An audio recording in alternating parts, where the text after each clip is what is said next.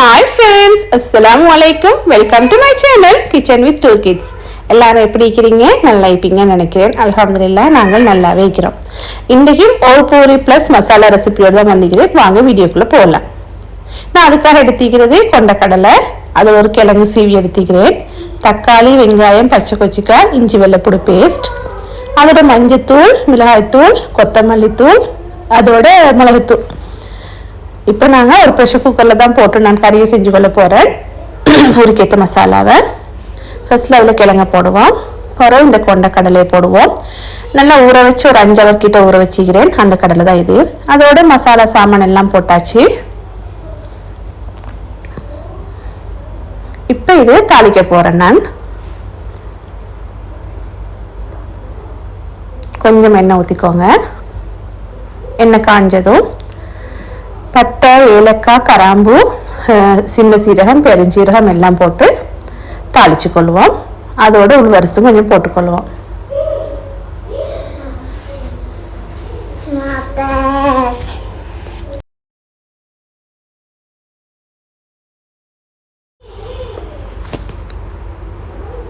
இப்போ இதோட நாங்கள் இஞ்சி வெள்ளைப்பூடு பேஸ்ட்டை போட்டுக்கொள்வோம். அது முருகனுக்கு தேவையில்லை. அதோடையே நாங்கள் வெட்டி வச்சுக்கிற தக்காளி, வெங்காயம், பச்சை மிளகாய் இது மூணையும் போட்டு வதக்கி கொள்ளுவோம்.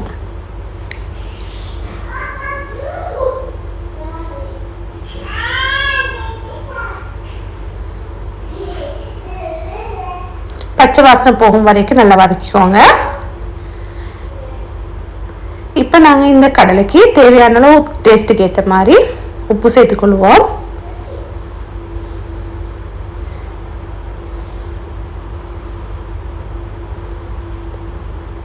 இப்போ தேவையான அளவு தண்ணி ஊற்றிக்கோங்க வேகிற அளவுக்கு.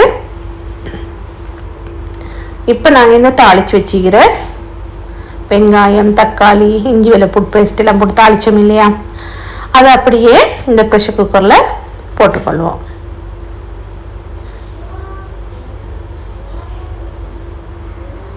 இப்போ நல்லா மிக்ஸ் பண்ணி விட்டுருவோம்.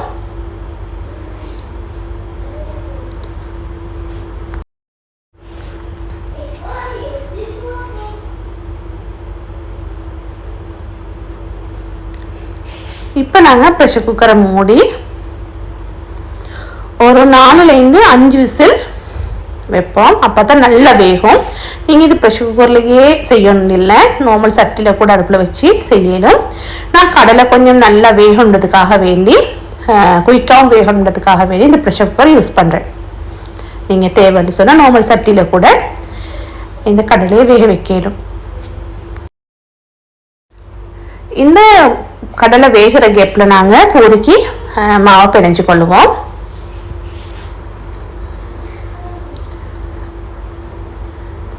இப்போ நான் எடுத்துக்கிறது கோதுமை மாவு, ஆல் பர்பஸ் ஃப்ளோர்னு சொல்லுவோம், மைதான்னு சொல்லுவோம்.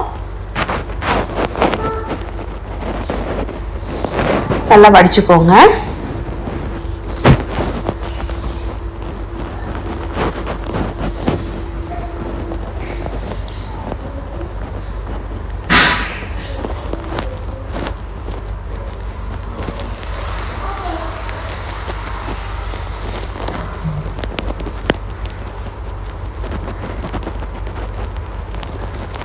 இப்போ நாங்கள் இதில் தேவையான அளவு உப்பு டேஸ்ட்டுக்கு ஏற்ற மாதிரி, அதோட பேக்கிங் பவுடர் ஒரு 1/4 டீஸ்பூன்,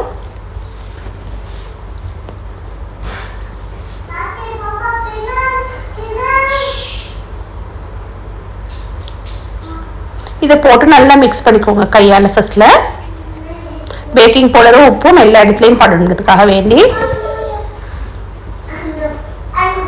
இப்போ கொஞ்சோண்டு எண்ணெய், ஒரு 3 டேபிள் ஸ்பூன் எண்ணெய் போட்டால் போதும்.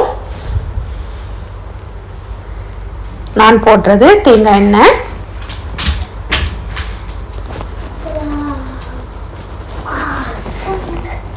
இப்போ இது பிசைகிற அளவுக்கு தண்ணி ஊற்றி பிசைஞ்சுக்கோங்க. கொஞ்சம் கொஞ்சமாக தண்ணி ஊற்றி பிசைஞ்சுக்கோங்க. சப்பாத்திக்கு நாங்கள் மாவு எப்படி பிசைவோமோ அந்த அளவுக்கு பிசைஞ்சுக்கோங்க.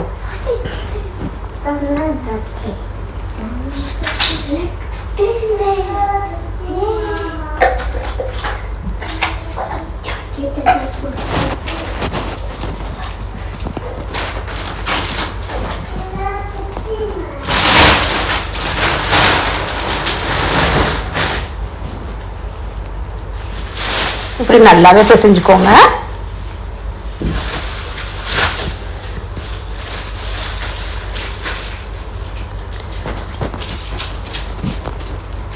இப்போ நாங்கள் இதை சின்ன சின்ன போலாக பிரித்து வச்சுக்கொள்வோம்.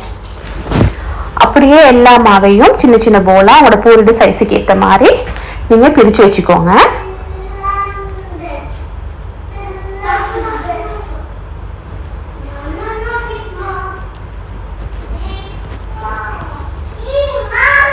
இந்த போல் எல்லாத்தையுமே நல்லா ரவுண்ட் ஷேப்புக்கு நல்லா உருட்டி வச்சுக்கோங்க.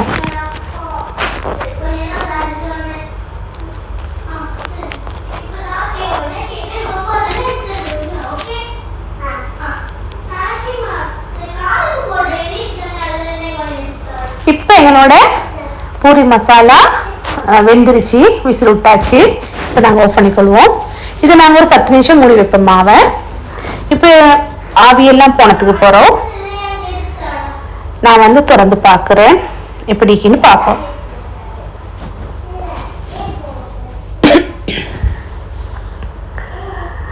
கொஞ்சமாக தண்ணிக்குது, நல்லா வெந்திக்குது. கடலையில் ஒவ்வொன்றும் நல்லா மசியணும். இப்போ இந்த கிழங்கு போட்டதே இந்த பூரி மசாலா வந்து நல்லா மேஷ் பண்ணியிருக்க போல் இந்த கிரேவி நல்லா திக்காக வைக்கிறதுக்காக வேண்டித்தான். நாங்கள் கடலை மட்டும் போட்டோன்னே இந்த அளவு திக் வராது. இந்த கடலை நல்லா மசிஞ்சிக்குது, வெந்திக்குது. இப்போ நாங்கள் நல்லா மசிச்சு கொள்ளுவோம். அந்த திக் வாரதே வந்து இந்த கிழங்கால தான்.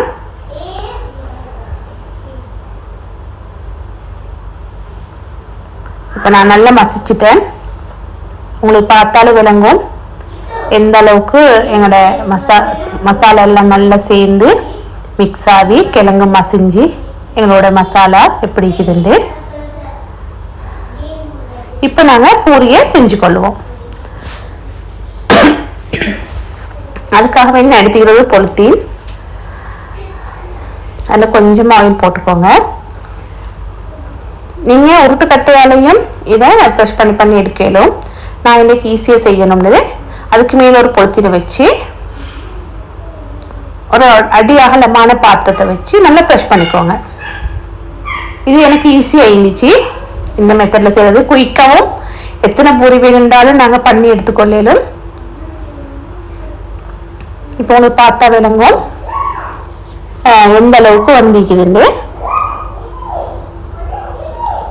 இப்போ இதுக்கு மேலே நாங்கள் மாவு தூவிக்கொள்வோம். இன்னும் அடுத்தடுத்து அதுக்கு மேலே நாங்கள் பண்ணி வைக்க போகிறோம். அதுக்காக வேண்டி ஒட்டாமல் இருக்கணும். இப்போ நாங்கள் இது எல்லாத்தையுமே எண்ணெயில் போட்டு பொரிச்சுக்கொள்வோம். எண்ணெயில் சூடாவினதும் போட்டு பொரிச்சுக்கோங்க.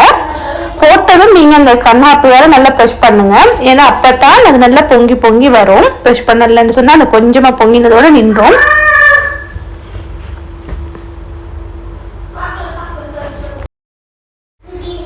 உனக்கு கிட்ட வை காட்டுன்னு பாருங்க எந்த அளவுக்கு பொங்கிக்குதுண்டு.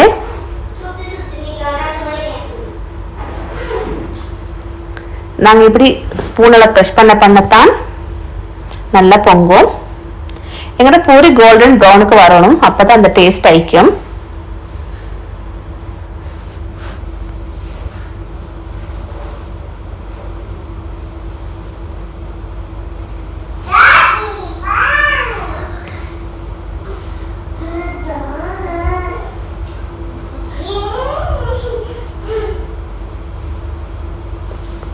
இப்போ நாங்கள் இதை இறக்கி கொள்ளுவோம்.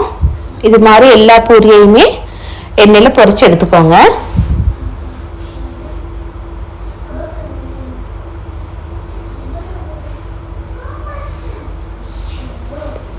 இப்போ நான் ரெண்டு சின்னவங்களுக்கும் பூரியத்தான் சாப்பிட கொடுத்திக்கிறேன். அதோட பூரி மசாலா பூரி அதோட ட்ரை ஃப்ரூட் வச்சுக்கிறேன். அவங்க நல்லா விரும்பி சாப்பிடுவாங்க. எந்த அளவுக்கு என்னோட பூரி நல்லா ஊறி வந்திக்கிட்டு பாருங்க. இந்த மசாலாவும் நல்லா திக்காகி கிரேவி எல்லாம் நல்லா மிக்ஸ் ஆகி நல்ல டேஸ்ட் ஆகிக்குது. நீங்கள் உங்களோட வீட்லையும் இந்த ரெசிபியை ட்ரை பண்ணி பாருங்க.